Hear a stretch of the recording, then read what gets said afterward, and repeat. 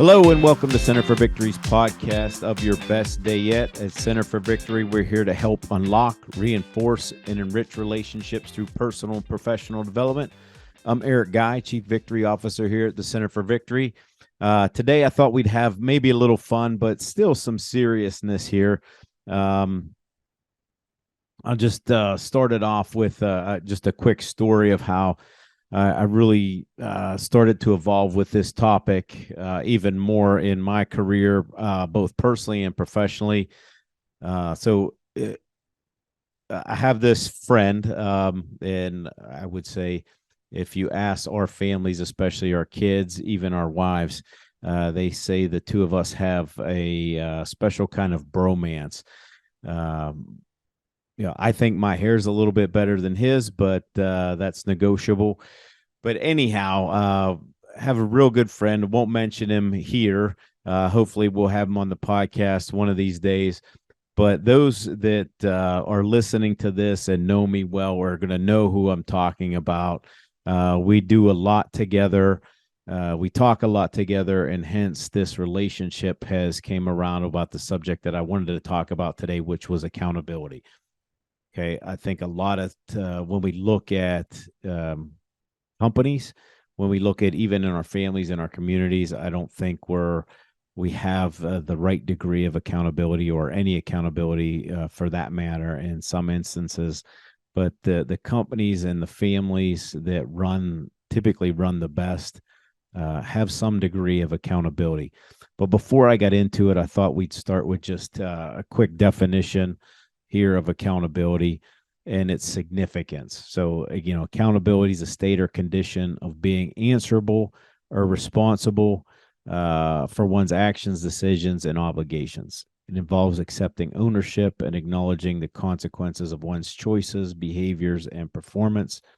It's characterized by being reliable, transparent, and willing to explain and justify one's actions to others. Okay. So, a couple things. So, this friend of mine and I, so the backstory with this: years ago, we've always kind of held one another accountable, but something changed about way before COVID. I want to say almost 5 years ago now. Maybe not so long ago, maybe 4, but we were at a speaker together. So we were listening to a speaker together that was in a group that we belonged to. And one of the things that they talked about was, better health. He and I always believed in better health. But one of the things that caught our attention was the fact that when the Apple Watches first came out, you'll see it on my wrist here, they have this little fitness app. And we thought, wouldn't it be neat to hold one another accountable with that? Because we just had learned through this little talk that this gentleman was putting together that you could hold one another accountable to those things on the fitness bands. So we decided to do that, give it a shot. We both went out and bought them. Shortly after that, collectively now, I think we're up to not only having much better physicality and strength and performance in our work and for our families, we've also lost almost a combined 100 pounds. So it's been good in a lot of different ways. So we'll probably intertwine that as we talk about this today, but really giving you some food for thought. Really, think of the pillars of accountability. A couple of things here. You want to establish clear goals and expectations, what you want to accomplish. Okay. Those expectations, the goals, how to take ownership of those. You have to do that with accountability. So taking ownership of those actions and decisions, that goes back to the definition of accountability.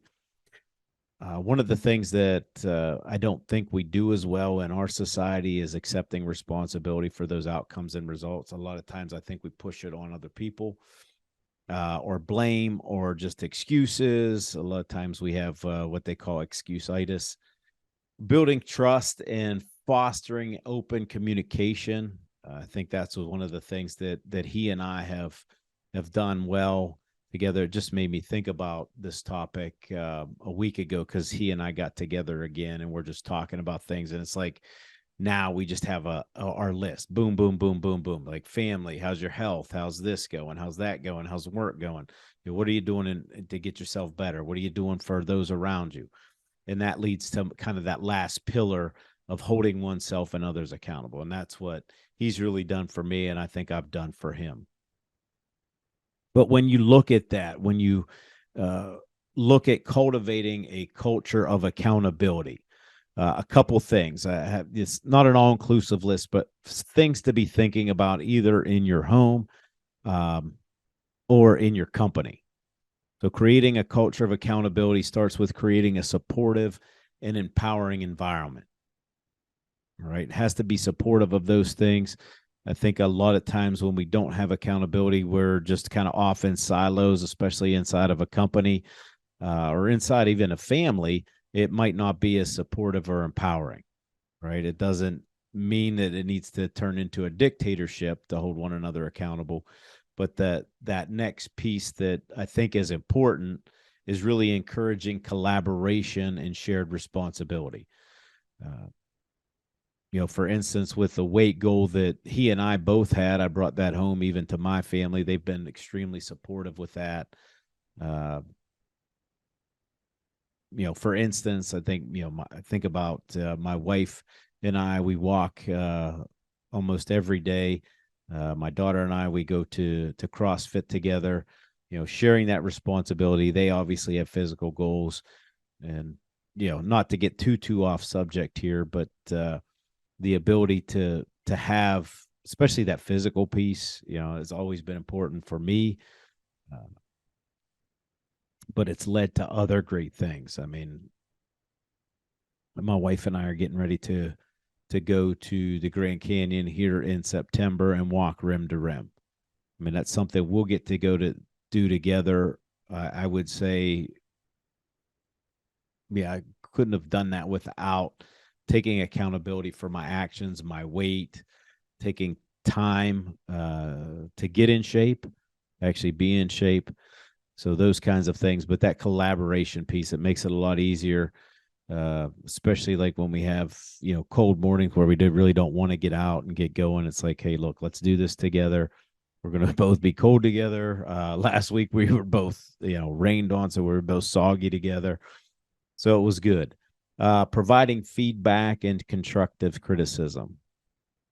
Again, when I think about the gentleman that I'm talking about, that people joke and say we have a bromance, there's a lot of feedback back and forth.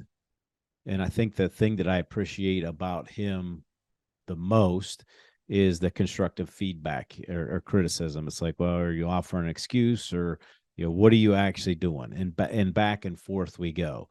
There was trust there first. So that's the big thing, creating that culture of accountability. You have to have that feedback and that criticism. I know one of the things that we often talk about, and I've heard it in Vistage for the past 13, 14 years, is how to be confrontational. I've heard it from a lot of the great chairs that are out there doing things. How to be confrontational with what we say, what we do, and how we provide that feedback to other people is very important. But again, I think going back to my relationship with this gentleman, there was trust there first. I very much trust that he has my best interest in mind. I definitely have his. So when we're back and forth with one another, asking one another questions, it's like, okay, we care so much that I'm going to get so involved with this that it is my duty to give you, some constructive criticism and some possible feedback, whether you're on track, off track, or whatever, rather than getting aggressive with it and saying, oh, you stink, you suck, or whatever, but being able to build one another up, but still hold one another accountable to the goals that we've put in front of one another. Addressing excuses, obviously, and overcoming obstacles. Sometimes it might not be an excuse. It might be that we have an obstacle. I know for him in the past, both of us, not as much me, just because he's had much more severe back issues than I have, but we've shared some of those together. those obstacles of not being able to get out and run and do things and work out. So those obstacles, it might be, uh, you know, in the work environment. Like, what obstacles are you dealing with? It could be, we've talked about things because he, much like me, runs a company. So it's like, well, giving that person that promotion, or having to deal with that disgruntled employee that's extremely difficult. You should get rid of them, but you don't, and vice versa. You should promote somebody. Maybe they're young, or maybe they haven't been with a company for a long period of time, and you're saying, okay, look, how do I overcome this? Could be something at home, so being able to go back and forth. But again, cultivating that culture of being able to do these things. And these are just some things that he and I have done that have made some big differences in our lives. And I know I'm giving a lot of instances with the physical piece, because that's where he and I started, but it really fell into, the family, and how we're, how are we being better husbands, calling each other on the table when we're maybe not doing that, or when we are doing that, and just encouraging one another. Our kids, we talk a lot about our kids, just how to be, great dads, great fathers to them. And, if we're missing things, hey, look, why'd you miss this? Why'd you miss that? Or, here are some things to watch out for. And the one of the big things that we do in our family as part of accountability too, but he and I do it as well, is we celebrate those achievements. So we learn from the failures, see it as opportunity, and then move forward. Okay, so to think about it in two different buckets, because we're always talking about personal, professional growth. A couple things to keep in mind about accountability and personal growth is holding oneself accountable to personal goals and self-improvement. Always be improvement. Never comparing yourself to anybody else, just really comparing yourself to yourself. Am I getting better? I think the second thing in the accountability and personal growth is just developing discipline and self-motivation. Okay. And it is easier to do that. I happen to have a spouse and two great kids that we go back and forth with that, keeping each other motivated. For me, it's much easier to eat when I have somebody that already eats healthy. And I can understand that people struggle with that sometimes. I'm not using it, and that shouldn't be used as an excuse, but it's a little bit easier to be disciplined when you have somebody that's going to motivate you too. But really having your own discipline and self-motivation around some things, and that's a way to get that personal growth. Another thing would be embracing accountability as a tool to that personal development. So the things that I've talked about creating the culture of accountability, but really those pillars. Embracing accountability is finding those 1, 2, maybe 3 people that you share those things with that are going to hold you accountable. Right. So embracing some of those tools. I mean, technology is great. He and I, with the Apple Watch, with the physical piece, I know even when both of us had COVID, we were closing those rings. It seems a little funny now, but every morning, if my watch dings before and it says, well, he's completed a workout, I'm like, I better get after it. Let's go. Okay. And back and forth we go. And it's been a lot of fun. It's not been too much pressure, but it's just enough to say, hey, look, he's doing it. Let's go. And it's not comparing. We're not comparing one another. We're just, hey, let's be better here.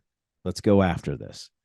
And again, that's worked wonders. And we've really been able to bring that same conversation, those same kind of tools into our family lives, into our work lives as well. So embracing that accountability is a tool for personal development. The fourth thing, and probably the most important thing, if people want to do it for personal growth, is really understanding your self-limiting beliefs. Okay. Understanding them to a point and getting over them. using it.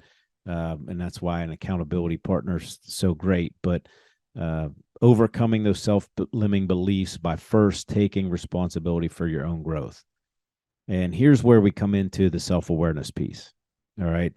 And I just had a group Friday night I was talking to, real close friends. We were talking about choosing a different route. But before we went there, we had a lot of discussion on self-awareness, because you can't choose unless you take responsibility for things. You have to be able to take that responsibility for what's going on in your life. And that doesn't happen until you become self-aware. You can't choose unless you're aware. Choice is a direct function of awareness. Okay. So you have to have that. So that's with the personal growth. Now, with the professional growth and success, a couple things very similar, but when you're looking at your professional success, embracing that accountability in the workplace. Okay, having those, like I said, those pillars. One of the big pillars I think can be very profound for causing change and creating a better culture of accountability inside of a company, is really that confrontational piece, giving feedback in a, hey, I care for you way, not of a you're no good kind of way. So we want to be aware of that.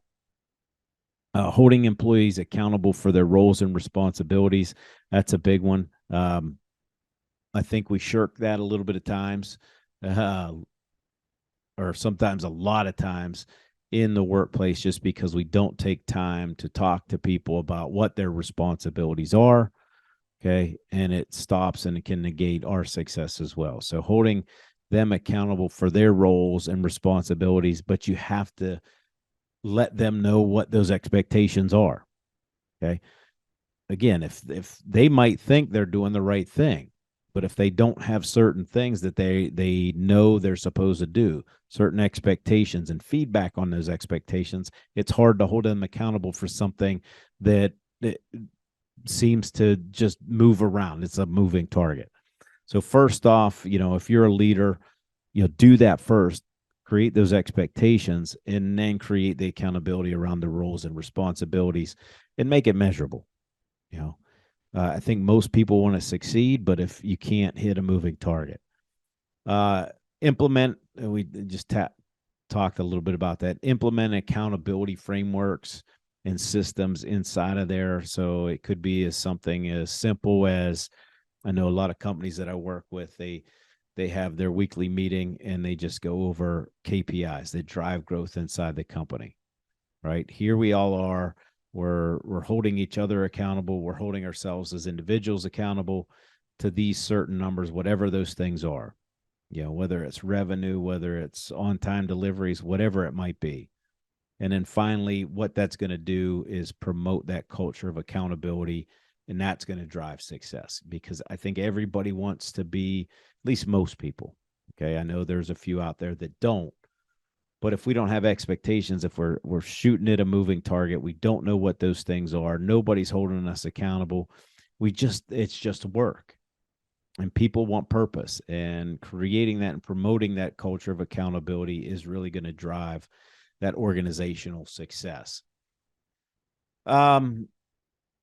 Lastly, some of the challenges, I know they're, easier said than done for sure, personally and professionally, but some of the things that you're going to be coming up against that you should prepare yourself for, dealing with resistance and pushback. Sometimes that's good. Sometimes the expectations aren't there. Sometimes you could be walking in as a leader to a new company where, that was not a good thing, or being held accountable is not truly what it was meant to be, and it felt like maybe a dictatorship, and people have some bad taste in their mouths, but a little bit of resistance here and there, just preparing for it. And some people have never been held accountable, but the biggest thing I would say is a leader in your family or in your company is really to help people understand what that accountability is by doing it yourself, showing it, not just telling it. So when they see it, it's much easier for them to trust that they can do it too, and that you're going to follow up with it. And those are the expectations. Makes everybody want to do it. And couple more real quick. Just building resilience in the face of setbacks. Whenever there's a setback, just because we fail, a lot of the companies that I do work with, fortunately, they just, a lot of them are, hey, look, if you're going to fail, let's do it fast. Let's figure it out and move on. And that supportive environment keeps people coming back and keeps that culture of accountability there. And then finally, like I said, that's why I started with that story about the gentleman, right? Seeking support and accountability partners. That's the best way to do that. Somebody that's got your back, that's going to build you up, edify you to the full degree, gets excited, wants to celebrate with you when you have those things that you get done, when you get goals, kind of crossed off and things like that. But having that environment, having that support, and having that partner where you can talk back and forth, where they don't put you down, where they just build you up. Okay. So think about that. I mean, the big points, the main points here, I think, are really those pillars of accountability.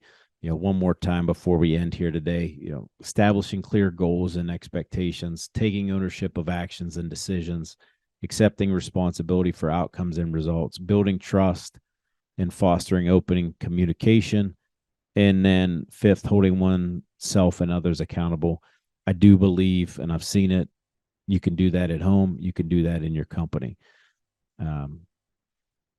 Hope you enjoyed this today. If you did, leave us a comment down in the comment section. I'd appreciate it if you continue to subscribe by hitting that bell icon and get notified the next time we post.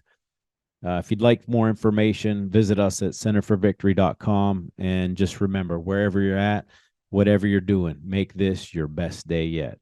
We'll see you soon.